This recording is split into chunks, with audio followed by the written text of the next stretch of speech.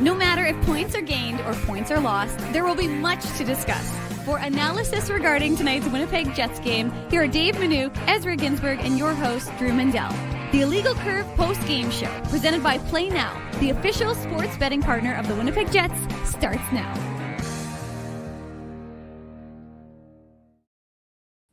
An anticlimactic ending to an entertaining game, to an entertaining homestand, sees the Winnipeg Jets drop tonight's decision 4-3 in the dreaded shootout. They finish their season-long 8-game homestand with an admirable 5-2-1 record. The only problem is, for the Winnipeg Jets, that admirable may not be good enough given where they are in the Western Conference standings.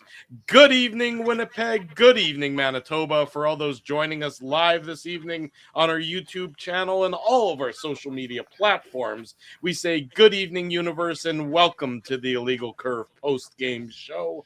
With Dave Manouk, with Ezra Ginsburg, I am your host, Drew Mandel, here to discuss tonight's contest. We knew entering tonight's game this was going to be an absolutely massive game for both the Winnipeg Jets and for the Nashville Predators. And again, neither of these two teams are anything that you would be described as world beaters, but it was an entertaining contest for the most part in tonight's game. Back and forth, 1-goal leads, 1-goal deficits. It goes all the way to an overtime period that was very entertaining, ultimately culminating with Ryan O'Reilly getting the shootout winner for the Predators. Gentlemen, good to see you. Welcome to the program.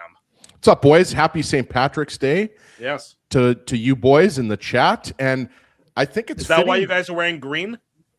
I'm not wearing green right now, but this is a gray shirt. Is that gray? It sort of looks like it could be all. It kind of looks, yeah, you can go for a little army green on Ezzy. Yeah. What about you, Dave? That's sort of more of a teal than it is a... No, this is green. No, this is a full green. Is it? Okay. Sometimes the camera plays tricks on you. It adds, 30 pounds. It takes away some of the coloring. You never know what's going to happen. I don't have any green shirts. I was looking for a green shirt today. None? Not one? Not a green shirt guy. It's a hoodie. Or zip up, I should say. But, it's good. It's a nice hoodie, Dave. I'm very fashionable. There's a dearth of green in my closet. How much I can tell you. I don't have a lot of green, I would say, but my line was going to be before. Sorry, go ahead. No, I was just going to say, Ezzy, that Ezzy Drew's usually so green with envy, with all your good takes, that he wears it on his skin. My line was going to be before Drew rudely interrupted me. My line was going to be, because it's St. Patrick's Day, it should be no surprise that there was the luck of the Irish with Steven Stamkos hitting the crossbar and then Kyle Connor hitting the post on the shootout winner. So I'm not sure who got the luck there, but there were some posts and some iron hit. And yeah, you mentioned these teams aren't world beaters, but they're both, trying to scratch and claw their way back into a playoff spot, right? And this Nashville Predators team, say whatever you want about them, but they're still in the playoff race right now. And that point that the Jets earned could end up being huge, right? You've got Seattle down 1-0 to Tampa Bay last time I checked. Yes. And San Jose and Edmonton are tied 3-3 last time I checked. 2-0 for Tampa Bay right now. There you go. 3-3. Yeah, looking at the out-of-town scoreboard quickly, 3-3 between San Jose and Edmonton. The Oilers had a 3-1 lead, but we've all seen the Oilers play defense, so they gave up that 3-1 lead, and it's now 3-3 in the second intermission. So we'll keep an eye on that third period, and we'll keep an eye on what's going on in Seattle between the Lightning and the Kraken as well. Right, so that point could end up being not huge, but it could be very significant. Obviously, you end up losing a point to Nashville, not only in the game, but obviously now they're 2 points ahead of the Jets, right? But just getting that extra point is very significant. And Matthew Wood, when he scored with whatever it was, 5 or 6 minutes left, it looked like maybe the Jets weren't going to get any points in this game, right? But you have to love the way the Jets played tonight, guys. Like, I realized that, on the weekend, we weren't really, treated to the most entertaining hockey. Those were some pretty low event, boring games between the Jets and their opponents, right? And tonight was anything but. Like, this was, I wouldn't go as far as to say that this game had a playoff feel, but it was definitely had a desperation feel to it. Absolutely.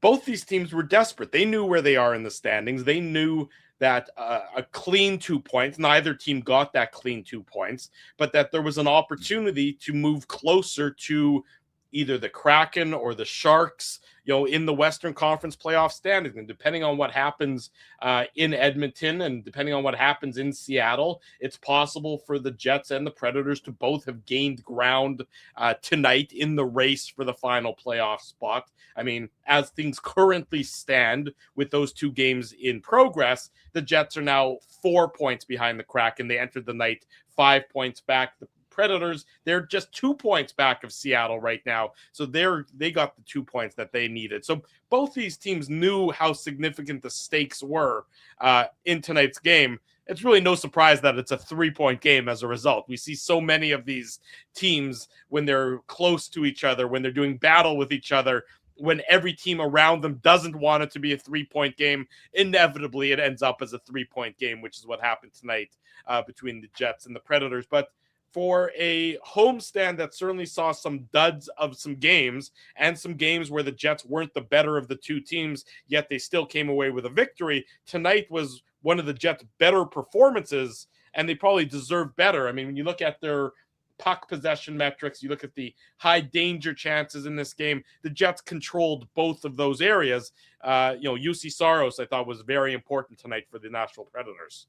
Yeah, he was excellent. It did have a feel kind of like 17-18 Jets Preds a little bit. I'm not going to say it was like the playoff series between those 2 teams, but it definitely felt like there was a little more to this game than just game 67 on the schedule for Winnipeg. But I mean, also Ezzy, how can we not mention the guy who gets the shootout winner, Ryan O'Reilly? I mean, that's a pretty good name on a day like St. Paddy's Day. So, sure. But no, I mean, I just think that it was, if it wasn't for UC Saros in that second period, the Jets could have had a 3-4 goal lead. He was excellent for his team. Connor Hellebuyck, again, didn't have a great game. I didn't think. I thought some of the goals were goals that he probably should have had. I thought the third goal that was scored against him was one he probably, I mean, I understand that DeMello stick is there, but I mean, you got to have that. You got to make that save. It's a 2-2 game and you have to make that save. You just can't. I mean, I get the fact that, it ends up your team fights back and gets you a point, but especially when the goalie on the other side of the ice in UC Saros is keeping the Predators in the game. He's saving the Predators' bacon. And this is something that, Connor Hellebuyck has saved the Jets' bacon too many times to count. We all know that. I guess I should say saving their corned beef, given it's St. Patrick's Day and everything else. And we're thinking, corned beef and cabbage, that for dinner. I don't know if you had that or not, but when you see the opposing goalie doing what he was doing, Connor Hellebuyck has to make those saves, to your point there, Dave. He has to find a way. DeMello's stick gets in the way, and we'll talk about it when we get into the Play Now game recap in a little bit here, but you still can't let that goal at that opportunity get in. Both teams really played that third period very cautiously. Like they were both satisfied to have that game go to overtime. It does eventually, but the Jets don't have to. I mean, they do it the difficult way, getting the desperation goal to tie it up after. I don't know if it's weak. It's just an unnecessary goal, I would say, Ezzy. Which one? The Matthew Wood goal? The Matthew Wood goal. Unnecessary would, what do you mean? Just, it's a save we've seen Hellebuyck make before. It's not, I mean, it's just a save that you have to make in that situation. And there's been times this year where Hellebuyck hasn't made those saves that he used to make almost routinely. You'd be surprised if he would get beat in a crucial situation like that, because he carried the Jets for so often and so regularly that goal going in, we've seen that happen maybe too many times this year, I thought. Yeah, and I mean, that's one of the reasons why the Jets are where they are in the standings, right? Like, all you have to do is look at Hellebuyck's numbers, and they're just not very Hellebuckian, right? Like, the save percentage, is it at 900 or is it below 900? Whatever it is. It was below 900, Ezzy. Yeah, so it's not, doesn't matter exactly what it is, Drew, but it's not where it usually is for Hellebuyck, right? Like, that's why he's not in the Vezina conversation this year, which is bizarre, by the way. And, Hellebuck's had the knee surgery, so we're not going to pretend that this has been a regular year, right? But yeah, I think look, you could look at it and you could say it's a nice shot. I think we got Scott Arnael here, Drew. These comebacks that you guys have pulled off start just like that one did tonight with Jonathan Toews winning a clean offensive zone draw. Just what has he meant to this team's ability to fight its way back late in games, and how important is it that he's the guy who puts the puck in the net tonight? Yeah, I think that he's done that a number of times. Maybe it's late in the period. I've thrown them out there, and maybe in the first or second with the ozone face-off, and he's won. I think Scheifele scored a goal off it. I think KC got one off him. He's really good at that. He's really good at in those moments of winning those types of face-offs, and then love the fact that he found that middle of the ice, and that was a great pass by Scheif. But he's a guy when those kind of moments are happening. He's been through so much. I think he's so calm that it's just another sort of moment for him. A lot of the games that you've played as of late have been kind of low event, grinded out kind of games. This one, you guys seem to really generate quite a bit. Looked like you won in most statistical categories. But is that game more what this team's been trying to get to? Offensively, yeah. I mean, we had 70 to 80 shot attempts. Like that was out. Their goaltender was outstanding. So I mean, that second period, some we saw, some we didn't see. Some we hit. We hit a couple of crossbars and posts and missed the net a few times. We had tons of opportunities, and Saros made some big stops. Scott, Gabe Vilardi is near the top of the league when it comes to drawn penalties. I'm curious if you've seen anything that helps him get in those positions. The puck possession. I think that he gets it, and he gets it away from guys, and they kind of grab him or sort of try to get a stick on him, whatever, and he does such a good job of shielding. I think that may have something to do with it. He also spends a lot of time around the net front, and people are trying to either knock him down or hook, hold, grab his stick, whatever it might be. So I think that might be a part of it. Are you seeing a lot more of the consistency of the four lines rolling one into another that you've been looking for? Yeah, I think that's been actually since the break. We've noticed that, and that we're getting contributions from everybody, and that's what we need. We need it by a committee, and can't just rely on the one line. And I think that we're seeing other groups do that. I know the players like to see it go in, and obviously you'd like to see goals too, but when you see one on the power play after what's been a bit of a struggle here in this home stretch, you feel like that's going to open up the water? Yeah, that was big. Obviously we had we had a few looks tonight, and there's a couple there again, even on the power play, the chances that Saros made some stops on, and but to get rewarded, because we did have, as much as we didn't score, we were creating chances and getting opportunities and not putting them in. It's just when your power play, when it's feeling good, when if they can finally put the puck in the net, it kind of takes a big weight off their shoulders, and then they're a lot looser and they kind of more reactive, and it kind of sort of plays itself into that 6-on-5, because that's sort of the same thing. And I just think that power play helped help those situations. You don't often see one official. He's going up and down the ice, having to be on all the plays. I'm wondering, is there a conversation you have with the officials before? Is there a conversation you have with your team? Like, is there an advantage to having one official? Yeah, Chevy phoned me this afternoon. Chris Lee got stuck obviously with the weather, couldn't get in, and so we knew it was coming. I just told our team just before the game that look, it's going to be a 3-man referee situation.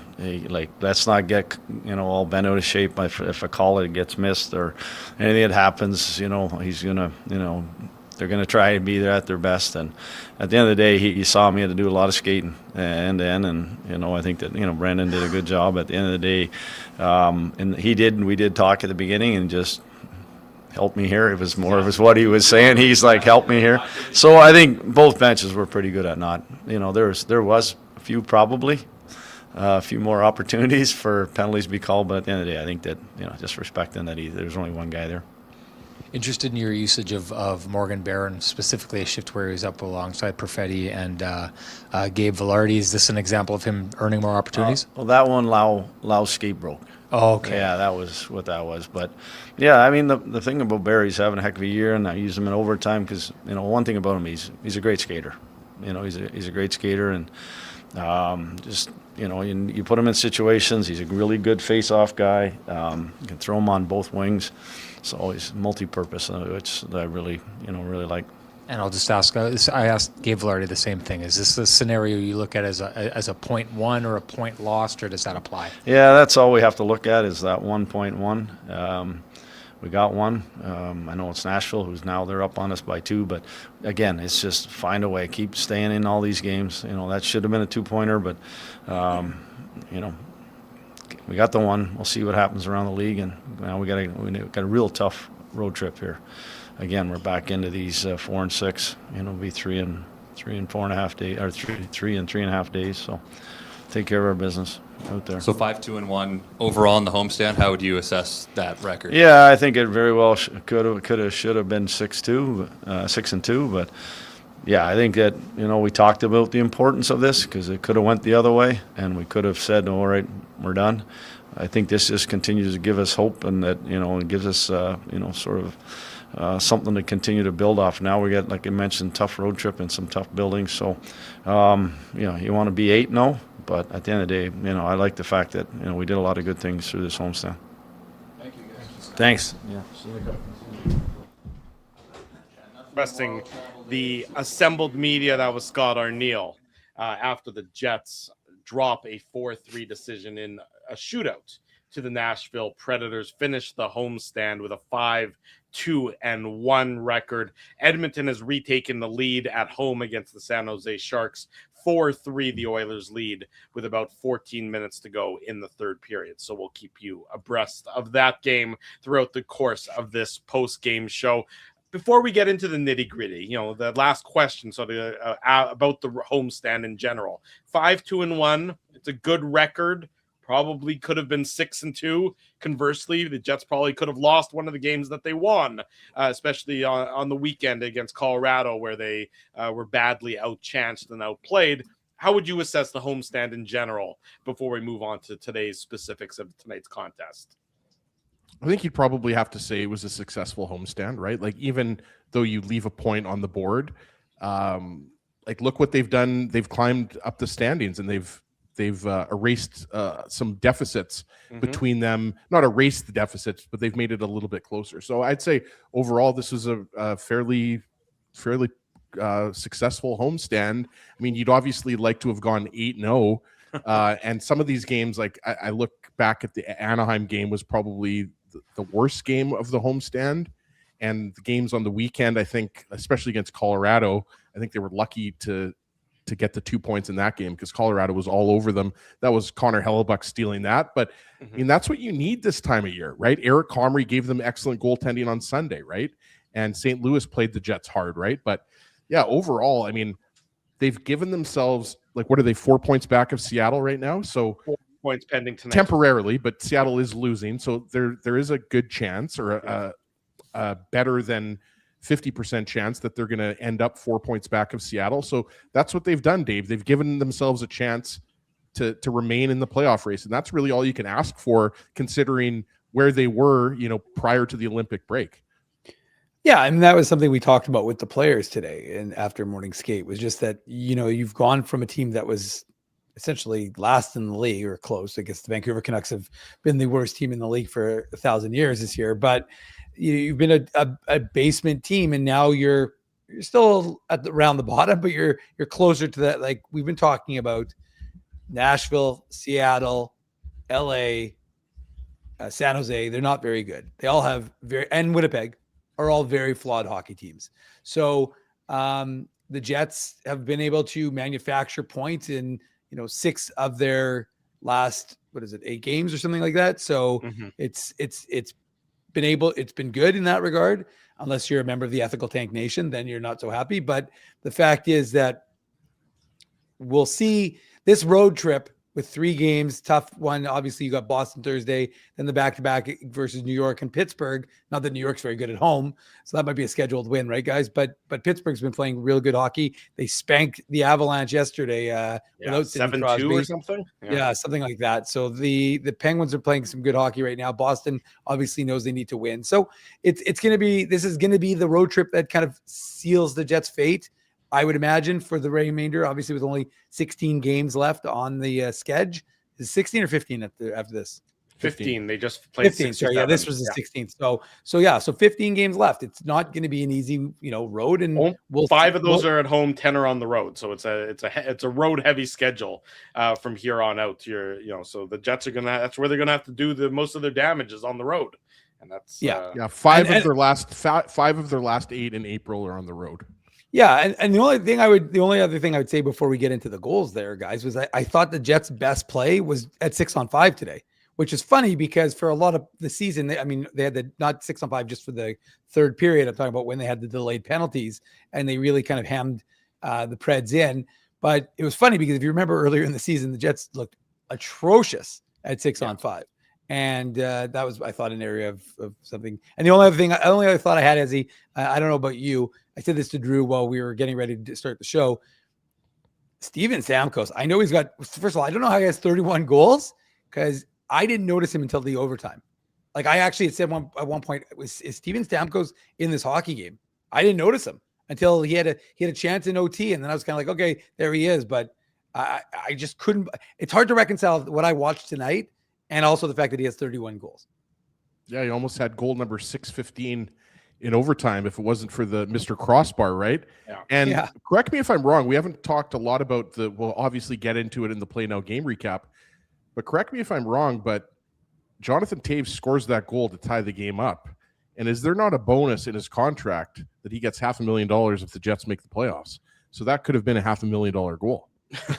I'm pretty sure he's doing okay. I mean, unless he's lending you the money, that would be very generous of him. I'm pretty sure another $500,000 isn't going to do much for. He's lending me money, Drew, but it's at 91% interest. And you've already defaulted on the loan, which is the most amazing part of it all. 5-3, the Oilers are now leading the San Jose Sharks. 10 minutes to go in the Alberta capital. So we're why even have goalies in the net for that game, right? I'm not sure they do.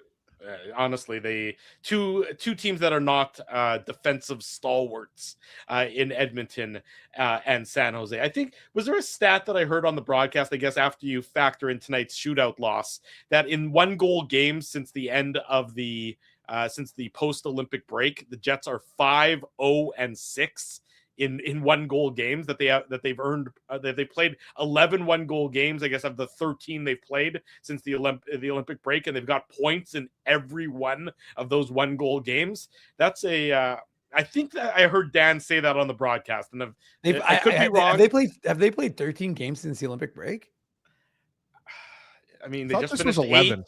8. Maybe my math is a little bit off. So it's entirely possible my math's a little bit off, but I don't think they've lost a 1-goal game in regulation since the Olympic break. So they're earning, all those loser points that they weren't earning early in the year. They've been earning in spades, hand over fist since then. Yeah. Anyways, it was a funny stat that I heard on the broadcast. I may be getting it a little bit wrong, and I hope Dan and Kevin will forgive me for that. But in any event, I thought that was just sort of an interesting stat to bring up before we delve into the minutia, not the minutia, but the minutia of tonight's contest. We do it on each and every edition. Go ahead. Well, I've already seen 3 games now. The Ranger game, the Ducks game, and the Tampa Bay game were 3-goal games. The Colorado game was a 2-goal game. So I don't think they've played that many 1-goal games, Drew, since they came back. But you hit your little bumper, and I might fact check you on the other side. And also, like I said, maybe it had something to do with the 1-goal games that they lost. I don't know. I only heard it out of the corner of my ear, so I may be bastardizing this whole thing. That's why you come here, folks. You come here for the astute facts that may or may not, in fact, be factually correct. Let's press this button. Just so you know, 7 1-goal games since the break. And they've got points in all of them. They've got points in all of them. Yes. Okay, close enough.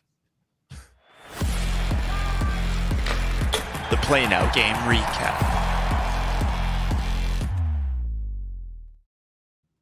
Close enough is what it says on all of this. True. I was going to say that should really be our slogan.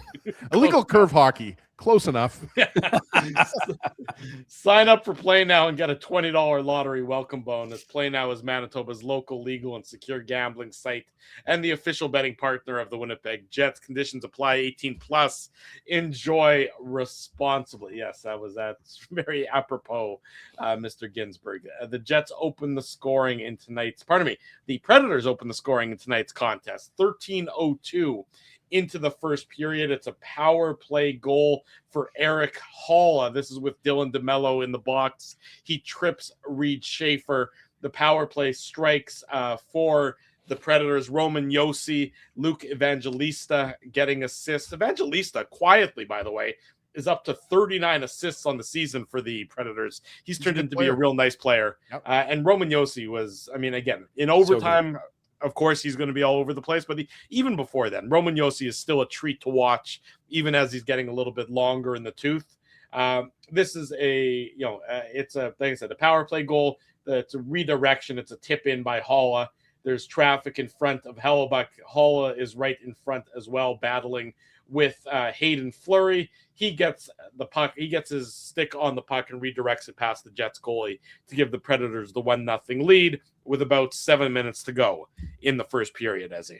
Yeah, Eric Haula, Mr. Journeyman forward. He's been on quite a few teams throughout his NHL career. Minnesota, New Jersey, now Nashville. Who else am I missing, guys? He's been on. I don't know if he's. I think those three would be it. I feel like there's been more, but he's definitely been around the league for a long time. Yeah. I mean, it's Vegas, Carolina, Florida, Boston. There you go. He's been more. He's been more. Drew, you just named more teams than I did. I think that's 6 or 7. Well, 1, 2, 3, 4, 5, 6, 7, 8. This is the Predators are his 8th stop in the NHL. He's getting closer and closer to Mike Sillinger, who holds the record, right? Isn't it Sillinger? Didn't he have 14 teams or something? 15 teams? You know who's actually really close is Luke Shen. He's up to 10, I believe, 10 or 11. Might not get the 12th next year. Yeah, I was going to say that. I was going to say that one's safe. Yeah. Yeah, but so this goal is not obviously, that exciting. Eric Haula, like we talked about, veteran, goes to the net, and it's a point shot from Josi, as you mentioned, Drew, and it's just a nice little deflection. And you could maybe quibble a little bit. I believe it was Salamonson that was on the right side, or was it? I forget if it was Salamonson out there, but you could quibble a little bit. Okay, in front with. So DeMello. I mean, DeMello. it wasn't that. No, DeMello's in the box, Dave. Oh, sorry, this is on the PK. Sorry. Yeah. I'm thinking of the other one. Yeah. So at that point, I thought that the Jets in the first period, like for the most part, they were the better team. But the start was like the DeMello penalty was a little bit lazy, and the start was, I thought the Jets were a little bit slow to start, but obviously this kind of woke them up, I thought. Yeah, they got better in the second half of the first period. I thought they were a little sluggish, and then they get this goal. The Predators get this goal on the power play to take the lead, and the Jets respond. I mean, Morrissey gets his 12th of the year. This is with 40 seconds to go in the first period, Dave. It's Morrissey is 12th, assisted Gabe Vilardi. Vilardi was all over the ice tonight for the Jets. He was great. Kyle Connor also getting the secondary assist on this one. I mean, I'm pretty sure that you don't draw up the play where you let Josh Morrissey have all day and all night to walk right in front of UC Saros and just wire it past him. I mean, talk about a blown D-zone coverage. The play starts with Morrissey, getting to center and just dumps the puck in. It's nothing fancy. It's just a hard rim. And then Kyle Connor and Gabe Vilardi are hard on the puck. They really win the puck battle. It's Brady Shea who is the defender who's back there, and Connor and Vilardi pop it loose. Vilardi gathers the puck behind the Predators' net and sends it out front to Morrissey. And I mean, the defensive coverage of the Predators on this one is actually comical, Dave. They have absolutely nobody in the center of the ice. I mean, they have, I guess the closest to the center of the ice is Roman Josi, but he's sort of down by the goal line. So he's almost, out of the play. Vilardi finds Morrissey going downhill, and only now do the Predators react. And Morrissey walks right in. He's got ample time, ample space, wires it past UC Saros, who I constantly want to call Peke Rinne. I don't know why that is, but I'm still going to. Apparently, makes sense. Rinne. Both great Predators goalies. No, I'm just on a kick. They're all Pekka Rinne to me. But in this one, Morrissey wires it past UC Saros. Makes no mistake. Horrible D-zone coverage. But you love the effort from Vilardi and from Connor to win the puck battle. And you love that Morrissey sees the opportunity and jumps up into the play. I mean, we know that he's done that many times before in his career. So this one is executed well by the Jets, not so well by the Predators. 1-1 at this point in time, Dave. Yeah, and further to the point that you guys were making before is just about the kind of the pace of the play. The Jets had one shot in the first 9 minutes of that game, right? And somehow ended up with 14 in the first period. They did have that crazy, and That's what I'm saying, Dave. The Holla goal like woke them up. No, I know, but it was crazy though, right? Because they had the one shot and then they had that 6-on-5 delayed penalty call. And although as an aside, I don't know why Dylan DeMello was complaining about his penalty, because it was clearly a penalty, clearly tripped him. They thought the one ref was going to make no calls. I think they thought the one ref was going to make no calls all game. I guess so. Okay, on that topic, sorry, Dave, to cut you off because this is your time to shine here. But that's all good. Is there not like an emergency official that they can call within Manitoba? How funny is it that the Jets asked Comrie that question for their social media? Like last week. When I didn't get that joke. I saw Dave post something about that. Basically, what happened was someone found out that there's a rule that if the referees essentially don't show up, then the two teams decide they each get a choice as to who will be the referee for the game. It's like actually a player on each team. Yeah, it's basically an NHL rule. And so they were having fun. And then Comrie was asked the question and he said, well, I'll be the guy. So I just thought, when I looked down and I realized before I read that it was the reason why, I was like, well, there's only 3 officials. And one of the missing ones is a ref. Yeah. So I was like, oh, that's kind of funny for Comrie purposes. But the thing that is a little unusual to me, at least, is you do have a Moose game tomorrow morning. You do have AHL referees that are there. In theory, you'd think that they could occasionally get the recall. You might, if you needed it, you wanted that. Could that be a contractual issue though? Like, I wonder if those guys. Oh, for sure. No, but you think you could sign them to something? AHL refs get bumped up to do NHL games. Oh, for sure. Of the season. Yeah. It is a little bit odd, Ezzy, that there's. I mean, even for a one game emergency situation, like a ref from the MJHL or that's kind of what I was thinking. Or we have refs in Manitoba that ref the Western Hockey League, sure, right? Like, of course. So, but maybe it's in the CBA that you can't do that. I'm not sure. No, I'm sure it is. I'm sure it is, and I'm sure that the only way you'd be able to get an AHL. I mean, the reality is, I would suspect, because of the importance of refereeing, I would imagine you'd go to an American Hockey League referee, because like you said, Drew, they do get bumped up. But anyways, I just thought it was funny. I thought it was kind of curious that it happened that way. And you're right. It is coincidental that it was a subject of conversation last week. And then it didn't present itself, as Doug points out. Both referees have to not be in attendance in order for this to be that rule to be in effect. But it was close. It was closer than it was expecting. Like, Dave, basically, I want to manifest the creation of an EBER, emergency backup referee.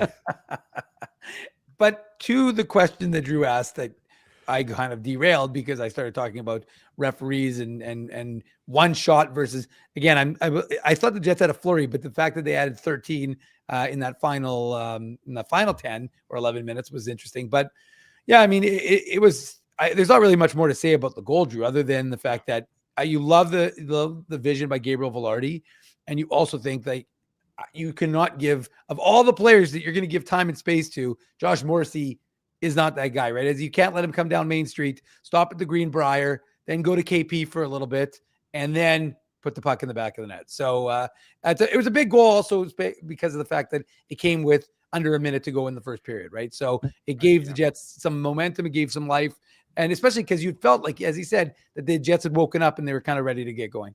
Yeah, and just wanted to add one thing in here, boys. Like, obviously the goal, I guess the main part of the goal is how open Josh Morrissey was and the beautiful pass by Gabe Velarde.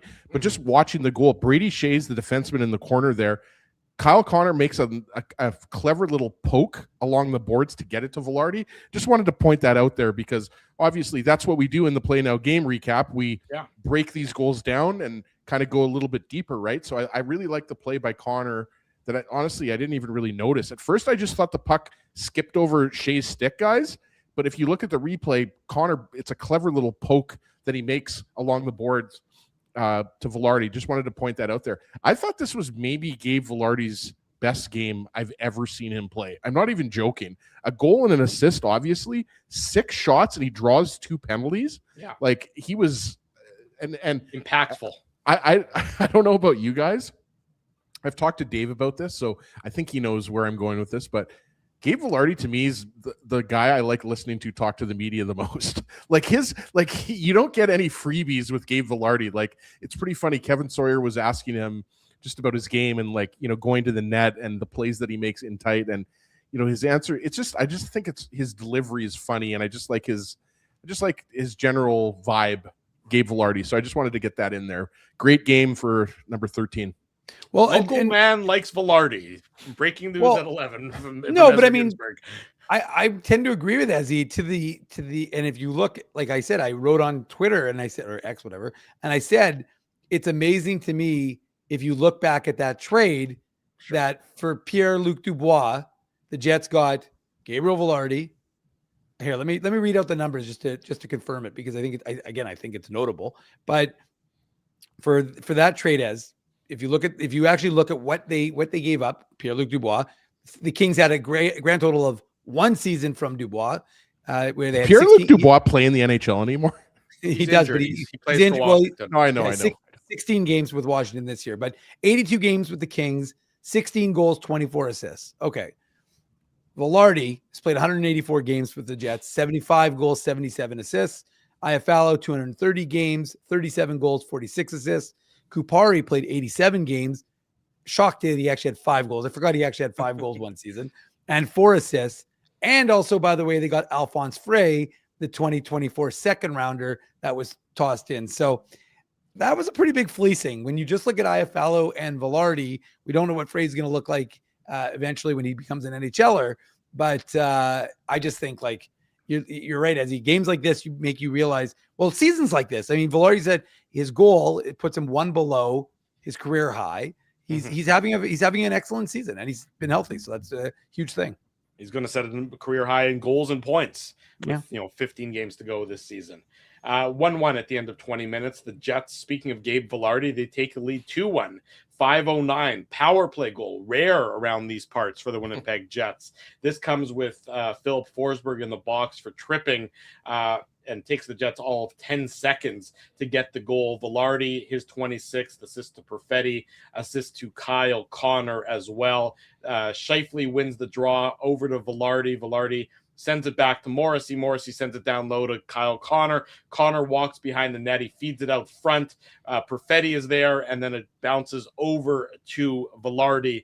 And Vilardi has a little bit of space, and you give him a little bit of space at net front with those hands. It's a bad recipe for the opposition. He makes no mistake. He goes up top with it. It's 2-1 for the Jets. They score a quick power play goal. I like the net front presence and the put the puck towards the net mentality on this power play by the Jets. It was not perimeter. It was Kyle Connor seeing an opportunity and sees 2 Jets players in front in the blue paint and says, that's a time and opportunity for me to get the puck into the blue paint and make good things happen. We have more guys on the ice than the opposition does. It's not like they're outnumbered necessarily in the blue paint in that instance, but I like the direct approach taken by Kyle Connor, and then the end result, of course, by Gabe Vilardi. Yeah, no, I think that's well said, Drew. You had 4 forwards around the Predators' net, right? Like, to your point. So, it was just they were outnumbered, and Connor, as you mentioned, did some good work there, and Perfetti, gets the first crack at it, and Vilardi's there, and it's kind of like, if you're UC Saros, he has no chance. He has absolutely no chance. It's very hard to defend. I liked how the Jets just went right to the net, to your point. And, you could see it. The Jets had 4 power plays tonight, and you could see it. I forget if it was the second one or third one. They didn't have any shots, but the power play that they had towards the end of the second period, I thought was very dangerous. It was the third. I think it was the third one that they didn't have any shots on. It was very ineffective. That was the Marcia. Late in the second, penalty. I think. Late in the second. That one I didn't like, but the one early in the third, the Forsberg one. That's the one I meant. Yes. Yeah. Not the one late in the second. The one earlier in the third. I thought they had really good chances. Yeah. They were moving the puck really well, and they're getting rewarded. And Gabe Vilardi, we talked about this earlier in the season. The puck kind of wasn't going in for him. We thought, he had so many chances in tight, and now the puck's going in for him. And he probably could have had 3 or 4 goals tonight. Honestly, we talked about it just in the second period alone. That line was really dangerous. So, yeah, that's what you want to do on the power play. You want to outnumber the opposition and make sure that you're, in the right areas, and the Jets were, and they got rewarded. 2-1 at that point in time for the Jets. They keep the pressure on. They keep applying it to the Predators. They come close on a number of different occasions to expand the lead to 3-1. We spoke about how good UC Saros was. He kept the Preds in the game. And then the Predators come back. They strike back the opposite direction with the 10:48 mark of the second period. Philip Forsberg assist to Jonathan Marchessault and assist as well to Ryan Ufko. This is a hell of a shot by Philip Forsberg. I mean, it is just an absolutely incredible blast by Forsberg. I don't know how he finds the spot, the room to put it underneath the bar and over the shoulder of Connor Hellebuck. In fact, it's our Wheatland Hockey Heads Up Hockey play of the game. That's how good of a shot it was. Wheatland Hockey, building skills, character, and excellence on and off the ice. A fresh approach to youth hockey and development. Check them out online. A program for absolutely everybody. Wheatlandhockey.ca. Our good friends. They're proud sponsors of the Illegal Curve post-game show. This is just an incredible shot by Philip Forsberg. I see some comments that Hellebuck should have had it. I mean, I think this is a situation where I just don't know how. I don't think he played it poorly. I mean, he wasn't square to the shot per se because he's going from, I guess, his left to his right on this one. But I can't fault him for this one. It's just a perfect shot beating a relatively well-positioned goalie on this one. I'll give the credit to Forsberg as opposed to giving the blame to Hellebuck on this one. Yeah, and he's a right shot. Right, coming down the left side to the right of Hellebuck, and he rips it opposite side, right? So, I don't know. I mean, we were throwing out, Dave was throwing out numbers about the Dubois for Velarde trade, which included obviously IFL, Kupari, and now Alphonse Frey. Back in 2013, Drew loves this trade. Back in 2013, Marty Erat was traded from the Nashville Predators to the Washington Capitals for Philip Forsberg. He was drafted in 2012, which was the Nail Yakupov draft, or if you want to call it the Jacob Trouba draft. Who has the most points in that 2012 draft, boys? His name is Philip Forsberg. That's who. Really? He's got the most points of everybody. He does. I mean, he's a nice player, but that's a lousy draft then. Well, Nail Yakupov. Well, we don't need to talk about Nail Yakupov. We know that. Yeah, so, I mean, when you talk about bad trades, and I agree with Dave, just going back to the Velarde for Dubois trade, I've said this to you guys before. I think if you go Velarde for Dubois straight up, they win that trade. I've said that's my own opinion. I would take Velarde over Dubois right now. Boy, is that a bad draft, by the way. That 2012 NHL draft is pretty lousy. You're looking at the top 15 picks. There's nobody there. Forsberg's the best player of those 15, I would say. The top four in that draft. Read them out, Drew. It's a who's who of busts. Nail Yakupov. Yeah. Ryan Murray went second overall to Columbus. Yeah. He had injury problems. He had really skate problems. Yeah. Alex Galchenyuk, I mean, who was always pretty mid. I would say. Flop. Griffin Reinhart, he was, he was average at best. I mean, for a fourth overall pick. I mean, there's some decent players, Morgan Riley, Hampus Lindholm, but Forsberg, Tom Wilson's in that draft, but I guess Vasilevsky might be the best player in that draft. Obviously, he's a goalie versus a forward, but it is not a. He was a late success. First rounder, right? Vasilevsky was 19th that year. Yeah. It's not a great draft. But the point is, Forsberg is one of the all-time Predators, great Predators, right? And he was traded for Marty Erat. So to Dave's point, I think we have, some company there in terms of bad trades. But yeah, this is an excellent shot. And does Hellebuck overplay it a little bit? I don't know. But Forsberg has almost 350 career goals, so he's a pretty good sniper. I'm gonna give Hellebuck a pass on that shot. I would agree with you. It was a pretty damn good shot in my estimation as well. And that tied it up at 2 goals apiece, and that's where the second period ended. And it was an entertaining 40 minutes, back and forth, both teams playing a decent brand of hockey, the Jets in particular. Third period starts, and the game really slows down. You can see that both teams are not in the business of making a mistake in the interest of offense. They're not interested in doing anything that had much of a risk profile involved to it. Both teams really did seem content to let the third period expire and earn 1 point each. Of course, it doesn't quite get that simple because the Predators get a goal with just under 6 minutes to go in the game. Matthew Wood, rookie player for the Predators. He's up to 15 goals on the season. Marchessault and Forsberg on the assists here. The Preds gain the Jets' blue line. You can see Marchessault is sort of tied up with Josh Morrissey, and Matthew Wood picks up the loose puck. Dylan DeMello comes over in an attempt to sort of block the shot. And it's a save that Hellebuyck has to make, in my estimation. We talked about it earlier on in the post-game show.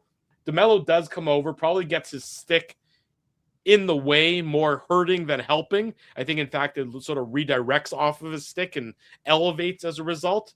But in that instance, in that situation, you want Hellebuyck to make that save. But the Predators do get the leading goal at that point, 3-2 off the stick of Matthew Wood, Dave.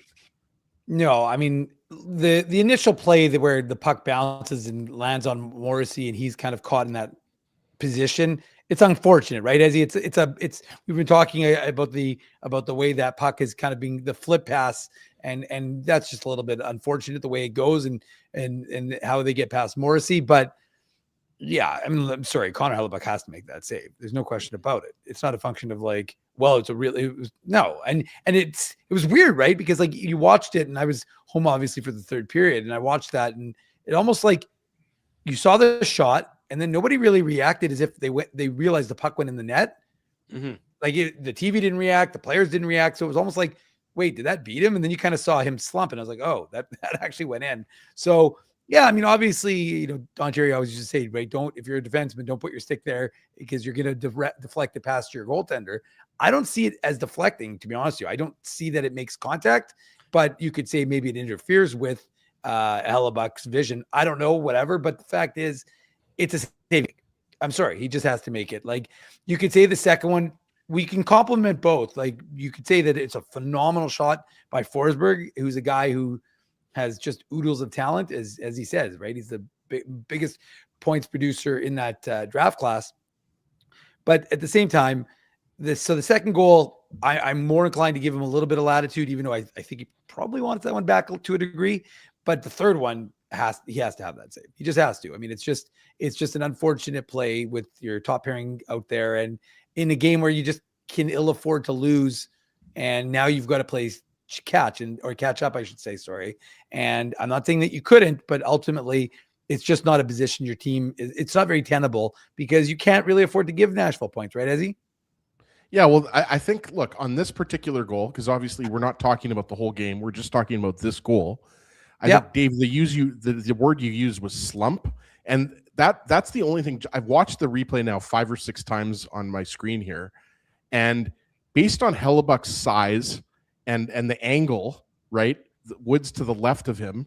It's by the way, a nice, like, Marchessault made a nice play to create the turnover on Morrissey, right? Hellebuyck has, like, he's standing up, and when he's standing up, there's absolutely nowhere for Wood to go. But he kind of like crouches or slumps a little bit. He makes himself a little bit smaller. And again, I'm not going to pretend to be Marty Biron or Kevin Woodley or somebody who knows what they're talking about when it comes to goaltending. I can only bring the folks what I see, right? But if you watch the replay, he, like you said, Dave, he kind of slumps a little bit and makes himself a little bit smaller. And what that does is that gives him a little bit of room on the glove side, right? And I'll give Drew credit. It looks like DeMello possibly, I have no idea. I mean, you would have to zoom in and you'd have to have different angles to know if Doug's already ruled, Ezzy.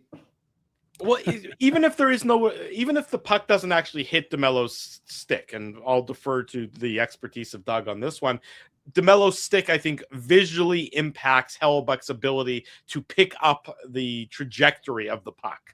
I would say that the stick doesn't help Hellebuck in this instance. It does, I think, impact him to some degree. Not saying that it's anything other than a bad goal and a goal that he needs to save, because it is.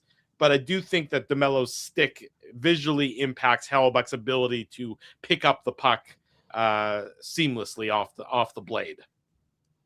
Yeah, like at the end of the day, guys, I think we can agree that it was a timely goal for Nashville, and it was a goal based on the angle that you would expect Hellebuck and the distance from the net you'd expect Hellebuck to stop. But again, you got to give Wood, I think, some credit. Look, he's a rookie. He's got 15 goals. He obviously, is not. This isn't his first goal of the season. It's not his first rodeo, right? So we'll agree that it wasn't the best goal that Hellebuck allowed. How about that? I think that's a fair assessment at that point in time. 3-2, the Predators lead at that point in time. The Jets can't afford to lose this game in regulation. We all know that. They know that. Everybody knows that. And they don't. They don't lose it in regulation because Jonathan Toews gets his biggest goal as a member of the Winnipeg Jets. Is his 8th of the season. Assist to Scheifele, assist to Kyle Connor. It comes on a 6-on-5, so Hellebuck is to the bench. The Jets go and they win puck battles all over the ice in this instance. Scheifele gets the puck on net. Then Connor gets the rebound, gets it over to Scheifele, gets it off to Toews in the slot, and he wires it past UC Saros to tie it up at 3 goals apiece. What I like the most on the Jets on this goal is the puck retrieval. Even Cole Perfetti gets in on the puck retrieval game, sort of bodying Steven Stamkos away from a puck that he goes and is able to get it before it all gets all the way back to Scheifele and Connor and everything else. The Jets were puck hounds on this one, as you would expect, in the final minute of a must-win or at least must-earn point game. And they do, and then Toews ties it up with the goal, with the assist to Scheifele and Connor. The Jets needed it, and they got it, and good for Jonathan Toews, who needs a nice memory, needs a nice moment. Would have been 20 games since he last scored for the Winnipeg Jets, so he definitely needed a goal in this instance, and he gets it, and the team is all the more happy about it to tie it up at 3 with 61 seconds to go. Well, he's already hit all of his bonuses, so he needs that extra $500,000. He needs the Jets to make the playoffs, like I mentioned before, right? So that could have been a $500,000. If the Jets end up making the playoffs by 1 point, that could be a $500,000 goal, right, boys? But you mentioned the puck retrievals. There was definitely a lot of good work done when the Jets had the extra attacker on. Scheifele has the initial chance, and then obviously Toews scores the winner, and Perfetti, as you mentioned, Drew, made a good puck retrieval in the Nashville corner. I just like also the composure that the Jets had here, right? Like there's a lot on the line here, boys, right? Like people can say whatever they want about this season. People can say they want the Jets to tank. People can say that, the Jets don't have a really good shot at making the playoffs, but here the Jets are for the time being, unless things change. Edmonton, so I can give an update there. Edmonton 4 points back. Edmonton has defeated the San Jose Sharks 5-3. So the Sharks, in fact, the Jets and the Predators both gain ground on the San Jose Sharks tonight. So further proving my point that none of these teams are good. You're absolutely right, Dave. And then it is now the second intermission in Seattle. The Tampa Bay Lightning lead the Kraken 3-2. It was 3-0 for the Lightning. They scored a minute into the second period, but Seattle has battled back, so it's 3-2 with 20 minutes to play in the Pacific Northwest. And if Tampa Bay is able to hold on and defeat the Kraken in regulation, that means at the end of the night, the Jets will be 4 points back of Seattle. They're also tied with the LA Kings for that final Western Conference playoff spot. So again, I guess the Jets were, after the losses to the Rangers and the Ducks, the Jets were 8 points out, 7 points out. So they've gained ground over the last couple, over the weekend and tonight's game as well. So we'll keep an eye on Seattle and the Lightning for the final 20 minutes. To be perfectly honest, we'll probably be done before that game is over, but you can keep checking it out on your own. So the Jets get the game into overtime. And there was a very entertaining overtime period, back and forth action both ways. You mentioned Steven Stamkos. He hits a crossbar at a point in time. The Jets have chances. The Predators have chances. No blood drawn in the overtime. And then we go to the very anticlimactic penalty shootout where Ryan O'Reilly scores for the Predators. He's the only one who scores. Velarde gets stopped. Philip Forsberg bobbles the puck and just has it go harmlessly wide. Crosby. Scheifele shoots wide, and then Kyle Connor, who needs to score to keep the game going, keep the shootout going, he hits the post, and the Predators end up winning as a result 4-3 tonight in downtown Winnipeg. An entertaining contest to wrap up the 8-game homestand. The Jets head out on the road for 3 on the east coast of the United States, heading to Boston, heading to Pittsburgh. I mean, they're not necessarily the East Coast. The Eastern time zone is probably a better way of putting it. They head to Boston, they head to Pittsburgh, and they head to New York for 3 in 4 nights starting on Thursday. We'll come back with more of the Illegal Curve post-game show. Drew Mandel, Dave Minuk, Ezra Ginsburg. It's brought to you by our friends at Play Now. If you haven't already done so while we go to break, be sure to smash that like button and stay tuned for more of the Illegal Curve post-game show. I want to thank you for not betting with Play Now and choosing our illegal gambling site instead. Because we couldn't afford things like this without your money. So much of your money. Now you might have questions like, Do our profits benefit your community? No. or bet with Play Now, Manitoba's local legal and secure gambling site. Dining, entertainment, parking, and convenience, all in one spot. City Place is located in the heart of downtown Winnipeg, attached to the Canada Life Centre.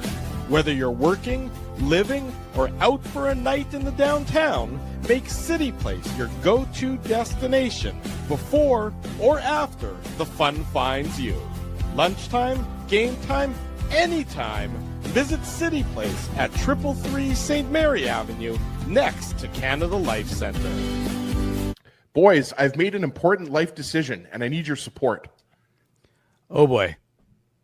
I've decided to get a grill. You mean a barbecue grill for cooking? Like, that's not an important life decision, Ezzy.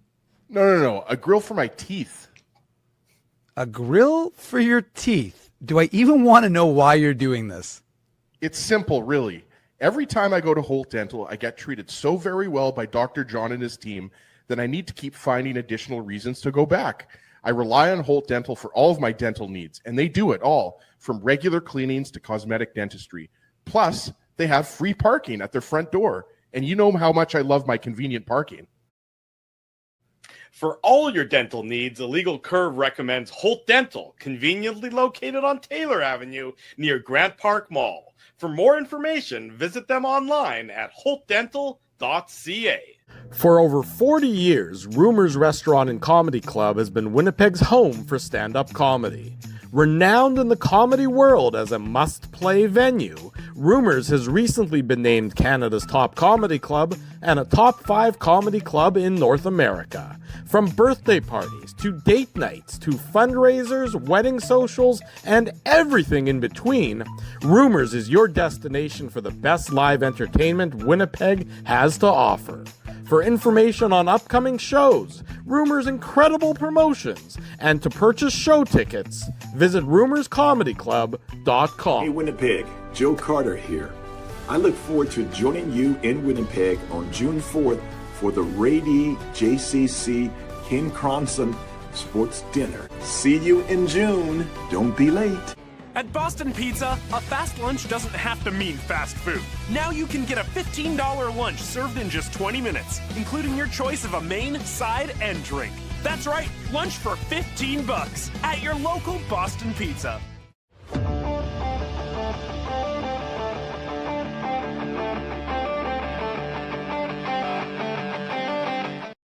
We'll be at our local Boston Pizza on Tuesday, April 14th with a special live on location edition of the Illegal Curve post-game show, as well as a watch party. The final regular season road game of the year is that night. We want you to join us at BP Taylor for an Illegal Curve watch party. So that's coming up in less than a month. We're looking forward to that. We're going to be at City Place as well. That's going to be in 9 days' time. The Jets and the Colorado Avalanche, March the 26th, I believe that is a Thursday, if I'm not mistaken. We are going to be there It is. at City Place. There you go. So we'll be there as well. So couple of live on location shows upcoming, and we want you to join us at those live on location broadcasts at City Place and again at Boston Pizza. Are you wearing beads, Ezra? Well, yeah, I found these. See, like I didn't have anything green, so I Right. realized that my daughter had her little St. Patrick's necklace.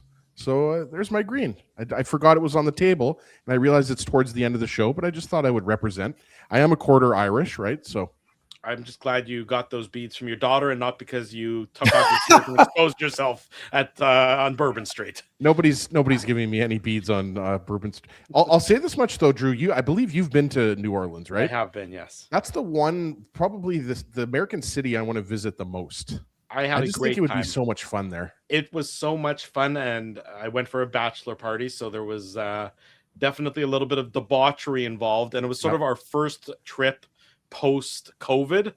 So I don't know if that sort of added an extra special element to the whole thing, but there's a few cities that I would go back to in a blink of an eye without needing any sort of prompting.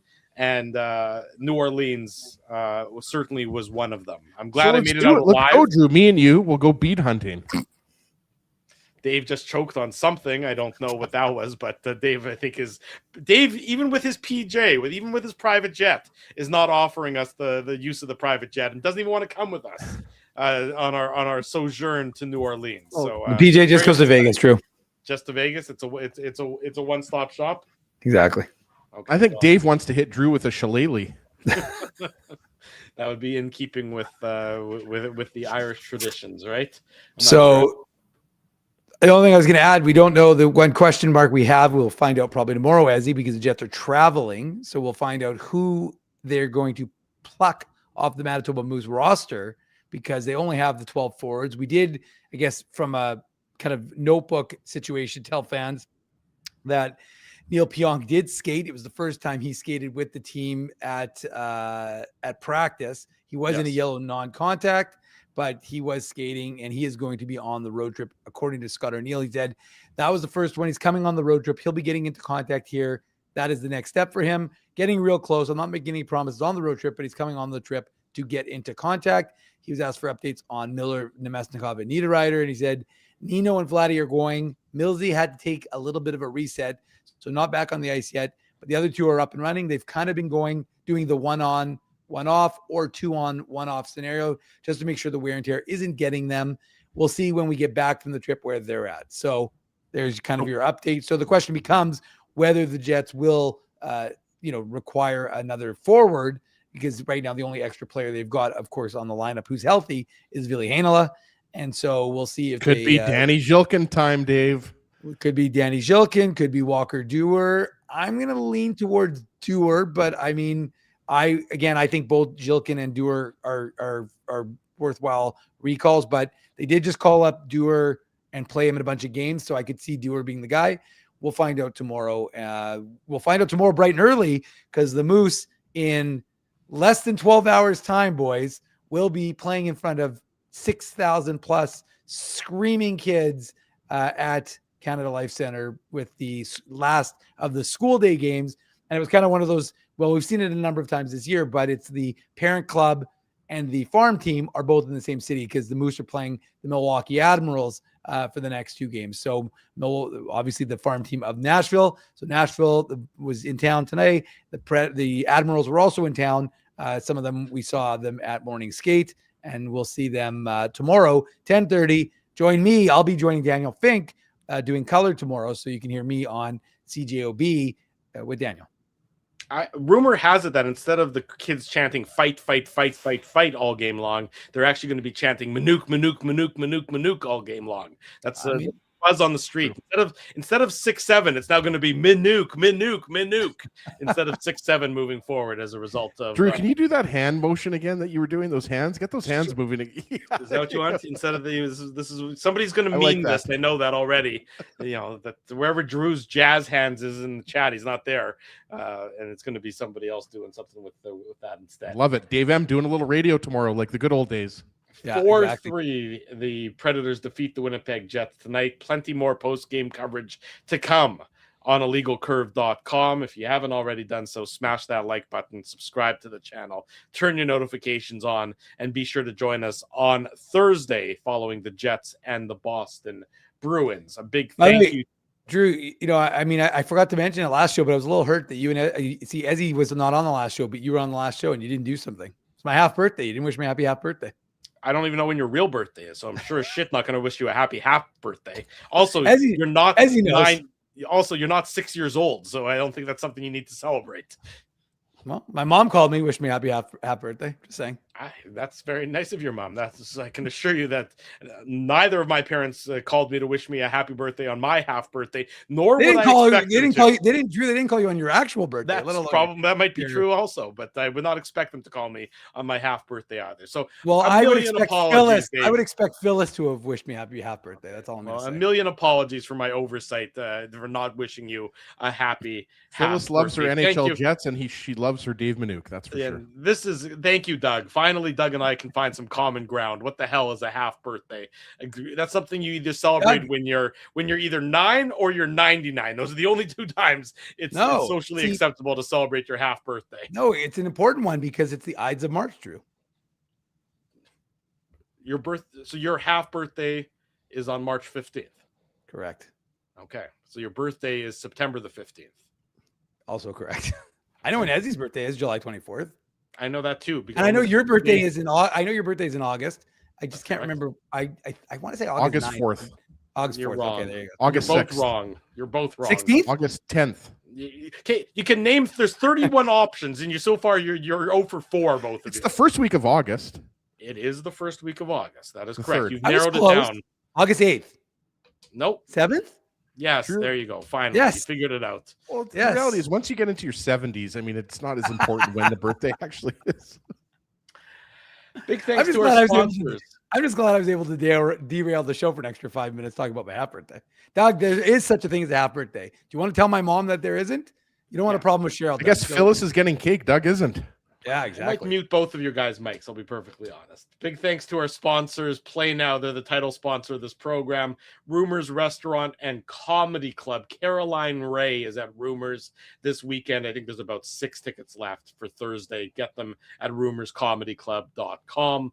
Holt Dental, Boston Pizza, Wheatland Hockey, City Place, and of course, the Rady JCC Sports Dinner upcoming with Joe Carter and Cito Gaston. Support all of these fine businesses, all of these fine initiatives, because of their continued support of Illegal Curve Hockey. The Predators defeat the Jets 4-3. The Jets move closer to a playoff spot despite the loss, pending the outcome of the Tampa Bay-Seattle game. We look forward to seeing everybody on Thursday night following the Jets and the Bruins. Until then, for Dave Minuk, for Ezra Ginsburg, I'm your host, Drew Mandel. We wish you good night and good luck, and thanks for watching the Illegal Curve post-game show.